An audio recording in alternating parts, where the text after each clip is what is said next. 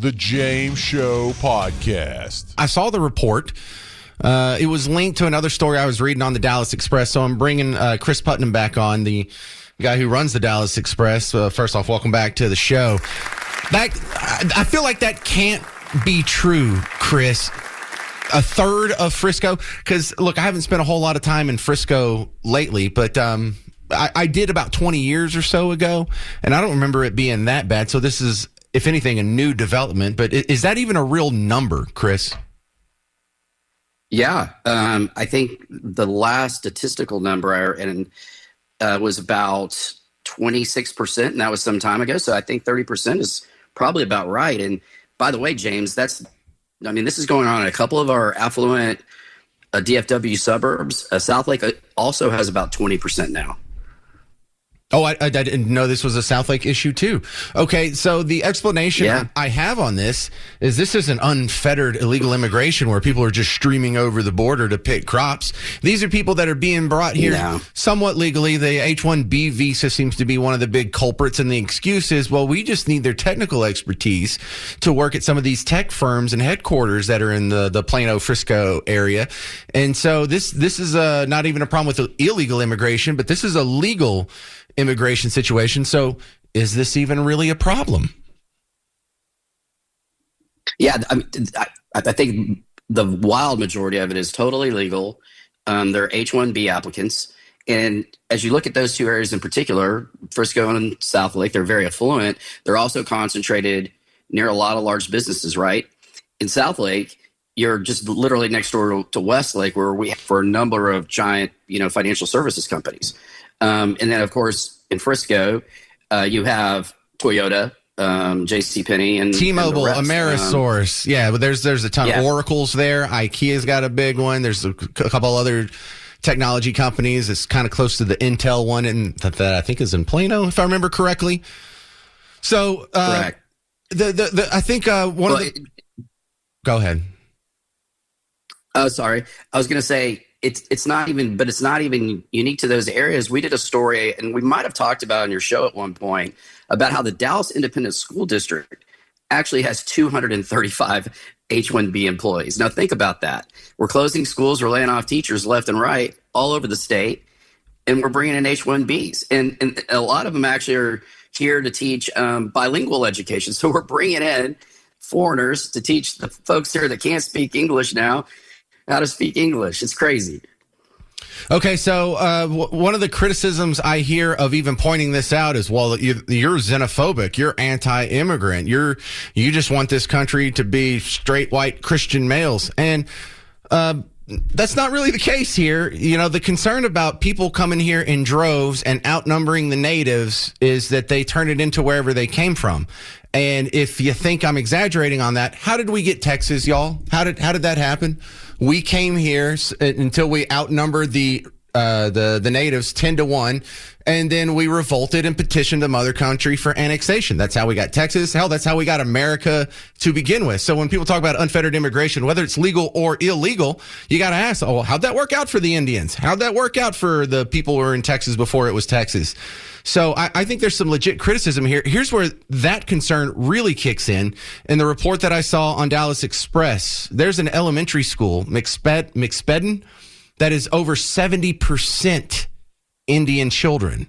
Now, are we still going to be an American country if 70% of our elementary schools are non-Americans?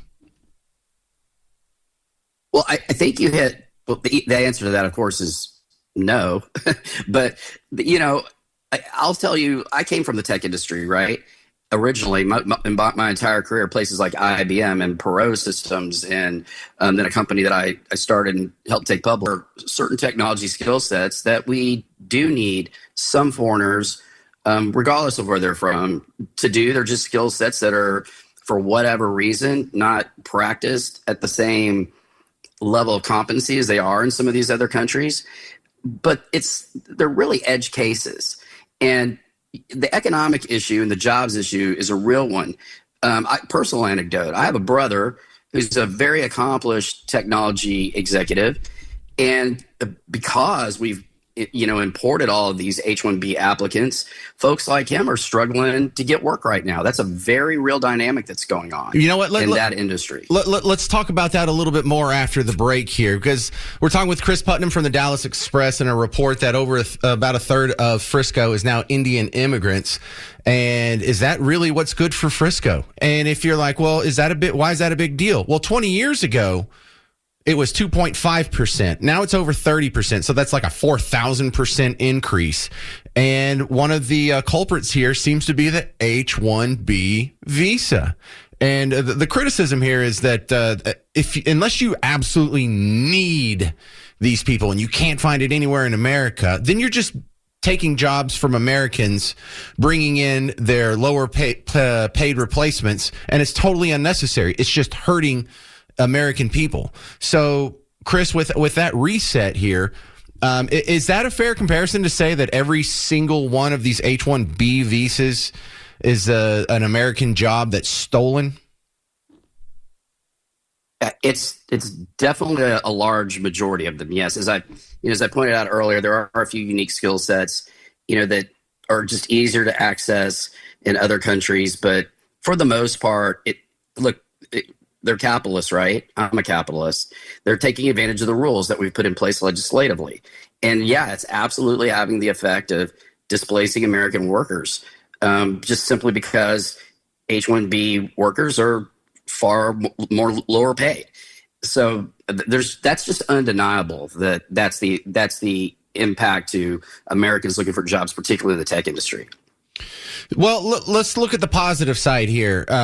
These immigrants, number one, they're legal, so there's at least a vetting process. We're not bringing in a bunch of murderers and rapists and people we can't run a background check on. It's not a bunch of cartel members.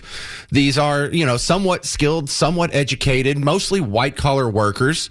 They don't really cause any trouble. They're not known to commit crime. They're not doing drive-bys. They're not, running drugs. Their median household income is higher than the state average. Their median home value is higher than the state average. Crime rate below a national average. So really, should we even be concerned that they're here? Well, I think we have to be, right? And it has nothing to do with the concern. It has nothing to do with race, and it has nothing necessarily to do with culture, because all of those things that you pointed out are absolutely true. It's the economic impact on American citizens and their ability to access these. And a lot of these jobs are higher paying, as you know, in these industries. And we're absolutely just putting people on the street right now who historically have been able to, Americans, find jobs in these industries, and they're not being able to now. And by the way, James, I don't know if you knew this, but the overall what's called Asian population in DFW is actually the fastest growing of any subgroup. I think we're close to 800,000 total in the DFW area at this point. And we're about 8 million. So that's about 10% of our population. So, and again, growing rapidly. So before I was in radio, when I went to college, I was studying IT, and I could code and I can do all kinds of computer stuff. And when I first got out of college, I got a job here in Dallas. And after a year, my entire operation was outsourced to India. And so I feel like this is almost like a bizarro outsourcing, where instead of having, the IT department in India, you bring the Indians here and you have the same people doing that job, but now they're in our backyard. And so I don't know if there's a solution to this, because all I see is trade-offs. Yeah, no, I think you're right. Well, the solutions are, let's make it expensive, right? And let's try to legislate in a way that we get specific around what types of skill sets we need, and actually do some data or support it with data that demonstrates that there is a need for it, as opposed to making it kind of Wild West and they literally anybody that you can hire, for any job, is eligible to come over here on H-1B. So that's what I would do. I would just make it far more data. I'd make sure that there is an actual need, as opposed to just purely cost savings, because that's what these companies are doing. And again, I don't blame the companies. They're just in public companies in particular, and I ran one. your board of directors is gonna say you have to outsource this. I worked for a company where our board of directors forced us to go take all of our European operations and establish a corporation in Ireland because there's zero taxes there. Well, and they're legally obligated to do that because it's in the shareholder interest. Correct. Yeah, that's the point. I guess so you can't really blame the companies. It's the legislators that are responsible, and that's where we need to go to find some better ways to manage this issue. Well, and look, part of me feels for these immigrants here. They're like, hey, we're coming here. We're helping out. We're not committing crimes. We're paying taxes. We have nice houses, nice income. We're doing white collar jobs, high tech, moving the whole tech industry forward. So I have some advice for them. If you want to have people be less weirded out, assimilate. Have a little effort of assimilating. Buy yourself a cowboy jersey. Go to football games at the high school on Friday nights. Just start dressing, looking like us, and we'll be pretty accepting here. But I see the viral videos of someone going into a Costco in Frisco, and it looks like a Costco in Mumbai. And, there's nothing racist inherently about being concerned with a radical, sudden demographic change and people's hometown doesn't look anything like it looked 20 years ago. I think there's a legit complaint on both sides here. Yeah, I agree. Again, it's complicated, but there are solutions, and we should pursue those solutions. And again, I don't blame the folks coming over here that are H-1B applicants. Oh, absolutely not. They're in underdeveloped countries, and their standard of living, everything about their lives improves in the United States, like it does for all immigrants, because we're the best country in the world. Period. End of story. And so, you can't blame them. You can't blame the companies. We gotta come up with some better rules. And totally agree. And this isn't partisan either, James. It's actually not partisan at all. I mean, most of the folks that run these companies are probably more right leaning, and you got folks out there like Elon and a bunch of his friends that are all 100%. And so again, it's one of these things where rational people got to get in a room and figure out a way to do this that doesn't cannibalize a lot of Americans' jobs. Well, it's a complex issue. It's fun to have this discussion, and that's one of the reasons I love your outlet there, Dallas Express. It's because there's a lot of other media outlets that wouldn't even touch this story because they're afraid of being called racist or xenophobic or literally Hitler or whatever. But legit conversation to be had about what's happening in our own backyard up in Frisco. Now, coming up next, thank you very much, Chris Putnam, Dallas Express.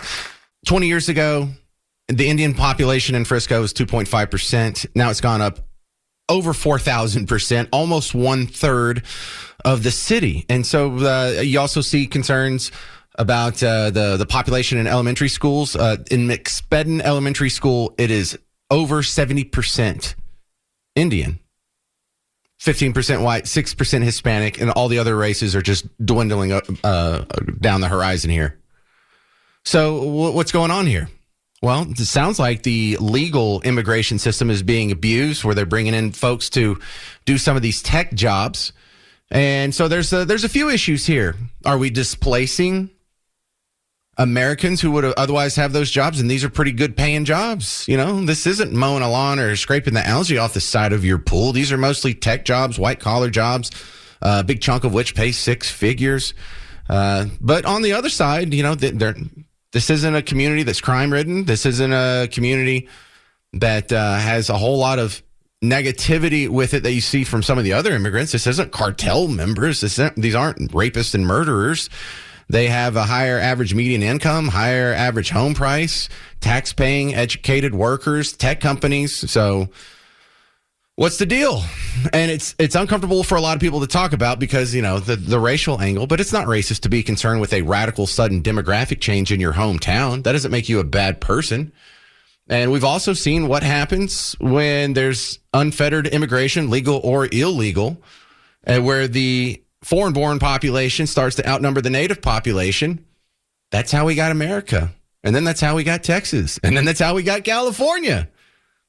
So if you want to keep America, America, if you want to keep Texas, Texas, you can't have people coming in here in numbers beyond their assimilation capacity.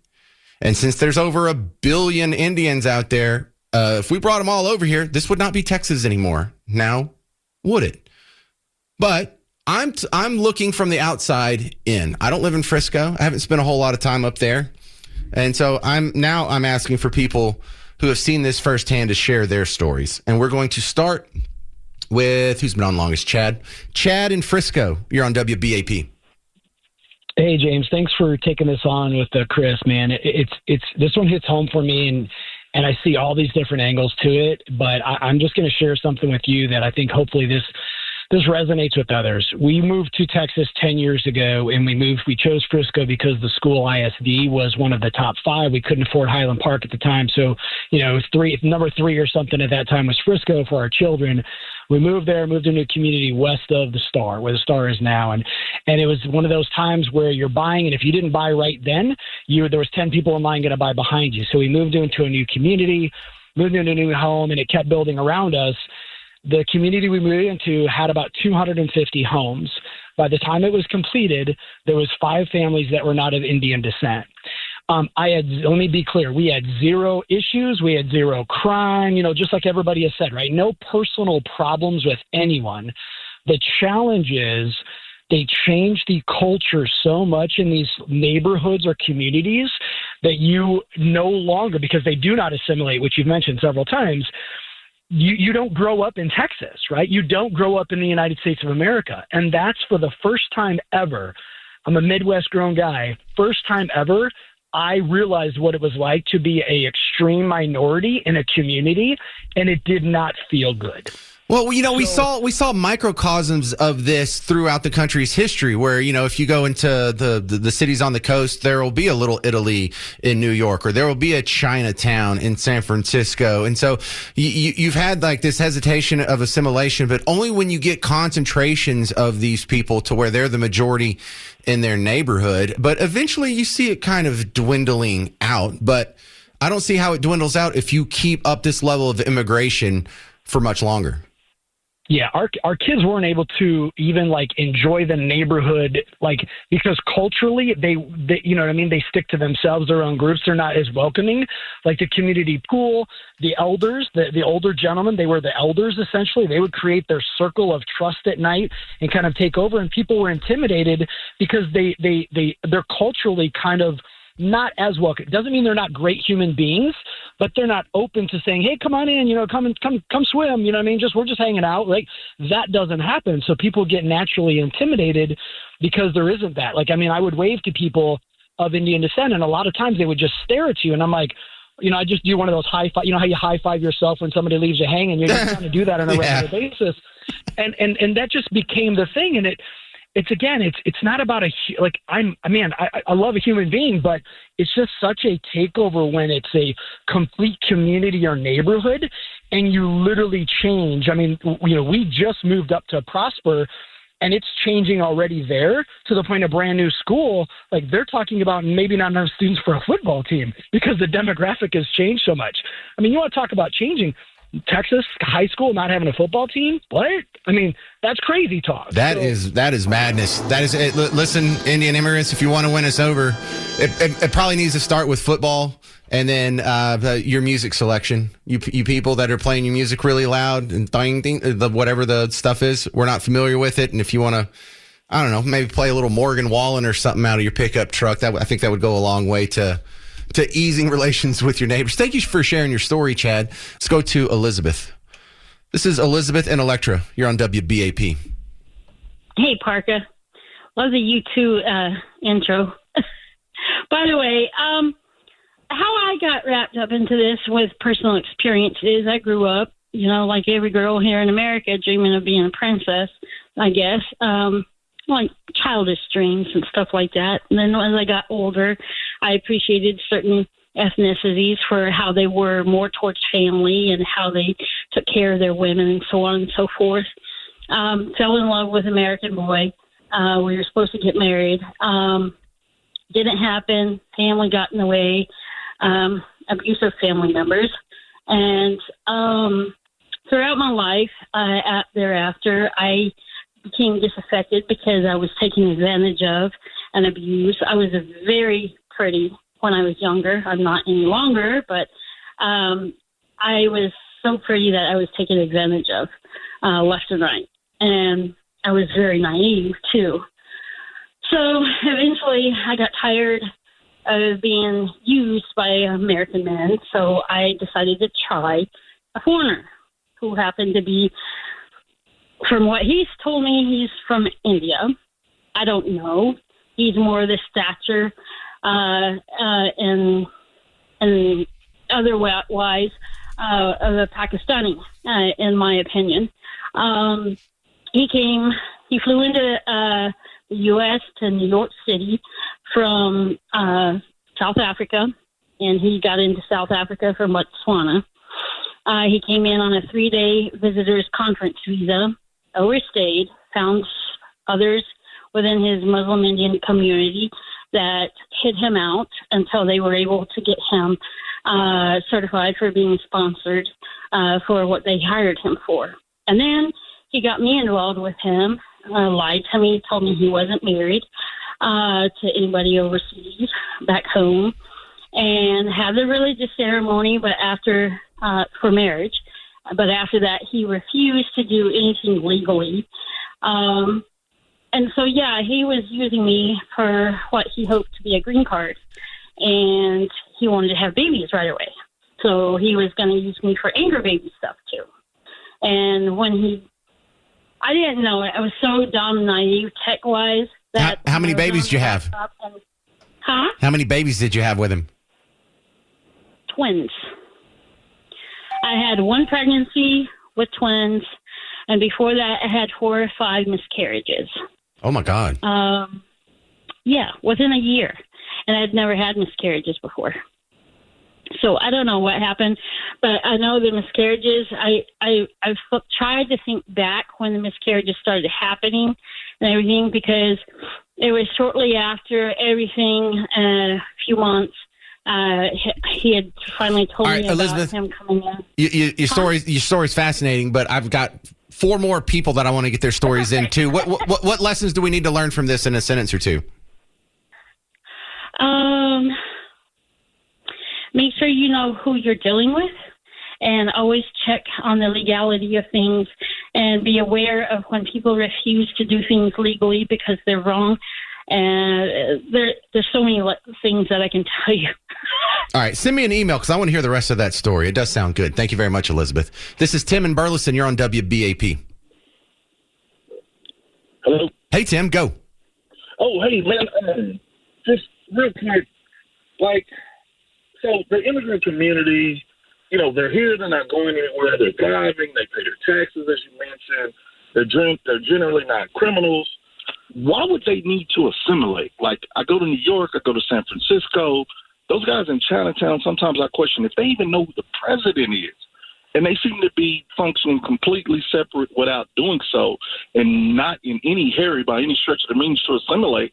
Like, why would your statement be like, oh, they need to buy a Cowboys jersey or something along those lines when they're perfectly comfortable being separate and individual, on their own? Because I don't want to balkanize America. I don't want us to be 18 different cultures that don't cohabitate. I want us to be the melting pot that was envisioned by the Western Enlightenment philosophers. Well, Parker, we've never been a melting pot. We have. Solid. I mean, no. I don't lose my identity when I join the group. I don't blend. I still keep a separate identity. I can still work within the group. I think a salad is a better metaphor. The tomatoes, the lettuce. Yeah, I hear what you're saying there. But Tim, you and I have, look, you sound like you're a brother, but you and I have more in common with you than white people in Europe. So we have melted together. We have assimilated together. You and I can have a long talk about Dak Prescott. You and I don't know any of the rules of cricket. Right? But you have your culture and I have mine. I don't have to absorb your culture. You don't have to absorb mine. There can be variations within it, but I'm totally familiar with your culture and you're totally familiar with mine. You know who Garth Brooks is. I know who Drake is. Okay. Right. So I don't have to listen to the music to make you feel comfortable. I can still be my individual self. Yes. And not affect you. I'm not saying they have to stop being Indian or they have to drop all their culture and their music and and totally adopt mine. I'm just saying that there has to be some overlap, or we're going to balkanize. We're gonna be Eastern Europe, where neighbors are shooting at neighbors and not getting along, and we're going to be at each other's backs, and we will re-tribalize out. Yeah, okay. All right, I just disagree with you, man. I don't think that we are. I think we are fighting becoming what we would naturally select it to be, and that is a homogenized community, eventually of one thing. But it seems like here of late, there is this nationalistic view that you have to believe these things, and we don't want diversity. And it's just, I think we're going in the wrong direction. But that's you guys' show. Fair enough. All right. I'm glad you got that out then. That's Tim in Burleson. Tim in Frisco, you're on WBAP. Hey, James, how you doing, bud? Can you hear me? Great, Tim. You sound good. Go. Good. Hey, I'm 63. I moved to Frisco in 1990. I've been here 35 years, and I've seen everything grow here. I remember my biggest traffic jam was someone hauling hay, carrying cattle or horses. And, the population boom of the DESIs, DESI, and I'll explain what that is. I think, does everyone know I know what DESI is. Do we all know what DESI is? Garrett, do you know what a DESI is? Yeah, so that's the ethnicity, the ethnic, and really the phenotypes of the people. Pakistan, India, Bangladesh, they are pretty much one people, but they're separated by, pretty much the different religion for the most part. But yeah, it's just the umbrella term for the people from that area of the planet. So go ahead, Tim. Yeah. I had a friend, or I have a friend. He's from Pakistan, and there's a DESI district that went up, and it's just like a shopping center. And I thought the DESI district was like a building group, or someone puts up commercial, shopping mall strips and things like that. So I asked him, what's a DESI? And he goes, well, that's not a derogatory term. It's just something that they call brown people from our part of the world, like you just said. It was like, okay, well, I was wondering why the DESI district over there, everything's like the Indian rugs, the soups, the curry foods, they're all over the place here. And I'm over here on West Frisco. Actually, I'm not in Collin County because I'm right on the line. I'm in Denton County. Okay. And I call them the Tesla driving DESIs because all of them have, they all have their Teslas, and they all have the big yellow sticker on there, probably 2 or 3 of them. It says patient, student, driver. So when you see that, you can pull up next to them. You can bet 99 to 1 that they're going to be an Indian of some kind. And, they have assimilated for what I've seen. They're well-to-do. They're wearing their polo shirts. They're wearing their Nike hats. They speak pretty well. They speak English pretty good. I work with an Indian guy that lives in the... Well, that's what happens when you're colonized by the British Empire for 100 years and your education system is built on English. But yeah, that is a big plus because I find it amazingly frustrating how the people that want to sneak in here and not learn the language, at least they're good at English. Yeah, they are. And they're very kind, and a lot of them that I meet, and I work at a very, very popular grocery store in Frisco, in the seafood department. They're all very kind. They're all very polite. They don't try to get a better price or something like that. All right, hey, Tim, good story. I just want to try and squeeze in a couple more people here. Thank you, Tim. Jackie and Prosper, you're on WBAP. Quickly. Yes, I work in Frisco, and I very much have seen the lack of assimilation working in Frisco. I reside and I have family that lives in Salina, Aubrey area. And so the influence is even to that direction as well. So as far as lacking to assimilate, I have family in Aubrey and Salina, and in those neighborhoods they're becoming predominantly Indian. And then at the Christie Elementary School out in that area, my granddaughters came home with henna markings on their hands, and they came home from school, and we're Christian, and they said, we don't know why somebody put this on our hands. Not only that, in the neighborhoods, on their religious holidays more often than not in the residential neighborhoods. They put together floats. They will drive up and down residential neighborhoods, impede traffic, and park their. Yeah, I saw them blocking off streets in social media videos that went viral too. Yeah, I've seen a lot of that. People are livid about it, and they're building a mosque out there. You know, when they go to the community swimming pool, for the most part, the women don't change their long, colorful dresses. They actually get into public pools in those dresses. You know what? So from a hygienic problem, nobody else wants to swim in the pool. All right, Jackie, I got to cut you off there just because I'm out of time. But yeah, that's one of my sticking points. If you come from a culture that doesn't agree with women wearing a bikini, I'm not very tolerant of that. I'm a very pro-bikini guy, and I think America should always remain a pro-bikini society. And if you can't stand a bikini, then we have problems. All right, that's going to do it. I'm sorry I didn't get to all you people on hold. I see all of you. I feel like I let you down. But you can send me an email, james@wbap.com. I'll read all of those and probably revisit some of the responses I get on tomorrow's show. But thank you very much for hanging out today. If you need more James Show in the next 21 hours, go check out the podcast, wbap.com, WBAP app. Stick around. Mark Levin's coming up next on News Talk 820, 93.3 FM, WBAP. The James Show Podcast.